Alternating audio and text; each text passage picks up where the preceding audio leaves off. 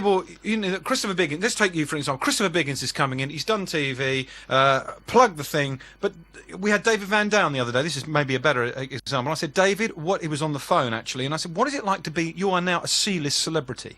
I said, and what is it like to be, we weren't taking the mickey, but he must have thought, hang on, I had all those hits in the early 80s. Yeah. I was on stage here, I was number one, I was on top of the pops, and he actually told us how it felt and what he thinks of these reality TV shows, and it was very interesting. But because of that, I think a lot of people were a bit wary of us. They think we're going to play a trick. Have a go on them. Yeah. I'll give you as good as you get, whatever. I've heard. I reckon he will. I've heard. So there seems to be a difference with Christopher as opposed to somebody like David Van Day, who in the 80s, that was his time.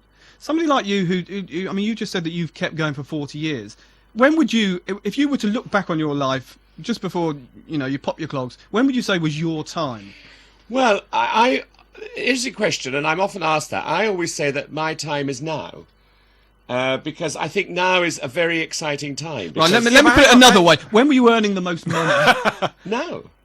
I mean, I earn a lot of money now. I mean, it's very interesting because I do, of course, the niche that I've carved for myself is in pantomime, and I'm as a dame, I'm regarded as the best dame in the country. I can believe that, and that puts me in good stead. That gives me enough money if I just done pantomime in Nottingham Theatre Royal, and we broke all box office records. Claire Sweeney, Basil Brush, and myself, and what a dinner party.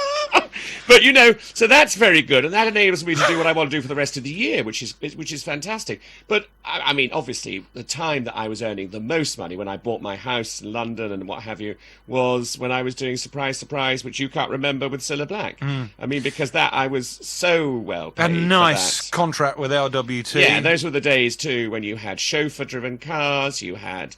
I mean, I had a new suit made every week by Tommy Nutter, the great tailor, and I had shirts from Terminal Asses and shoes made. I mean, it was unbelievable. I mean, you don't get those days anymore now because everything is changed because it's all television. Sadly, is run by accountants who have no artistic flair. What? Accountants. Oh, right. We're going to take a break. Then we're going to be back with the one and only Christopher Biggins. It's 12:24. Right. If you only here to the top of the hour, 01983 822 002. Foxy in for the Dot. The Dot would have loved this today, wouldn't he? He would have loved it. Where is he? He's working away. He's got business on the mainland. Oh. So, but he would love this. He did say send on his best. Send all his best. Right, have you got Christopher's surprise there, Jesse? Pad for a minute. Oh, okay, I'll pad for a minute. Don't look worried, Christopher. It's going to be all right. Hi, who's this? Hello, do I have to say who I am? It's Mr. T. Hello, Mr. T. T. Hello, You're through to Christopher Biggins. Hello, Christopher. Mr. T, how are you? Hello, Christopher. Christopher, do you know someone called Kay Bevan? Kay Bevan? Or Jerry Bevan? Do you know, the only Kay I can remember was a girl who used to live opposite us called Kay Noyce. Do you think she's changed her name? How old is she? Oh, dear. Well, she's my stepmother-in-law. She's about 65 now, I suppose. Right. And obviously her father, and I'm trying to think of his name, and I can't think of his name now, was in the same profession as and things like that. Right. And because you belong to the Water Rats, don't you?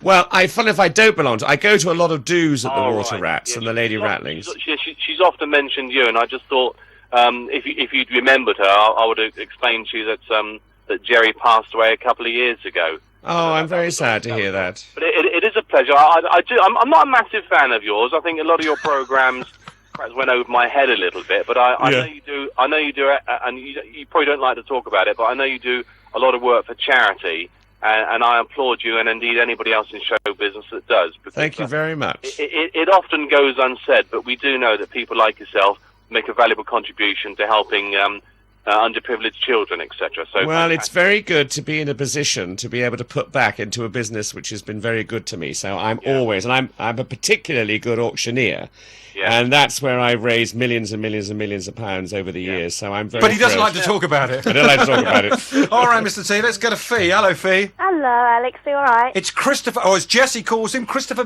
Biggin. Hello, Christopher. Hello, how are you? I'm fine, thank you. Good. I'm fine. I must say, one of my ultimate favourite films of all time has got to be the Rocky Horror Picture Show. I know, it's fantastic, isn't it? I mean, weeks on that film. we filmed at Bray Studios, and we got £100 a week, and we were stoned every day. It was fantastic. And at the end of it, I bought a sofa bed, which up until a couple of years ago, my brother still had. What year was this? Oh, 75, wasn't it? Yeah, 75. You know too yeah. much about this weird, wicked I love it. I love it. Forget Clockwork Orange. They should ban that. I can picture Christopher with his little hat on with a bit of string coming his chin. That's right, absolutely. It was great. Have you seen the new stage show? No, I haven't. I used to go and watch it in the 80s when it toured then. Well, you should go and see it now, because there is the most performance from the man who plays Frankenfurter, Oh, really? David Badella, who is extraordinary, and I think he's better than Tim Curry, which is that saying the one something. Frank Skinner's mate? No, that's David Baddiel. That's Baddiel, yeah. This is Badella. He was in the musical, which got all the controversy, the opera, Jerry Springer. Jerry Springer. And he yeah. played the lead in that, and he is extraordinarily talented. Oh, right. And if you get a chance, go and see it. Month's time, but that's quite away from here. Yeah. I was going to ask you, what was it like working with Tim Curry, Richard O'Brien, Little Nell? Oh, they were all wonderful, and you know, I suppose the greatest of them all was whose name is, this is age, you know, who's the big rock star now, Meatloaf. Meatloaf. I mean, he was fantastic, Meatloaf. Was he? And no, they were great. I still see Richard O'Brien quite a lot, you know, and luckily some of the rights have reverted back to him, because he sold them off, and which was terrible. Now he's earning a bit of money now, which is good, because it is a very, very, very clever show. I tell you, when we went to see the premiere, though, in a West End cinema, it was the most depressing night of our lives, because it was so terrible, and it appeared to everybody that we were in a flop. And so everybody went away, and it was only until the film started to get the audience it did in America, where they used to dress up, did it then become the massive hit it is. And of course, you know, years and years later, it's still that hit. It's a classic, a total classic. It is a classic. Fee, we've got to move on, because we've got Roy the Whippet Man on next. Can I and just ask one more question? Yeah, go on then. What was it like being kidnapped in Bad Girls? Because I think that was really good of you. That was hysterical. That's a highlight I forgot. Bad Girls. I mean, you know, to go in and play myself in Bad Girls and be kidnapped. They were wonderful. We laughed and laughed and laughed doing those two so episodes. funny. It was Such a funny, good wasn't it? sport. I'm glad you like that. You're such a good sport.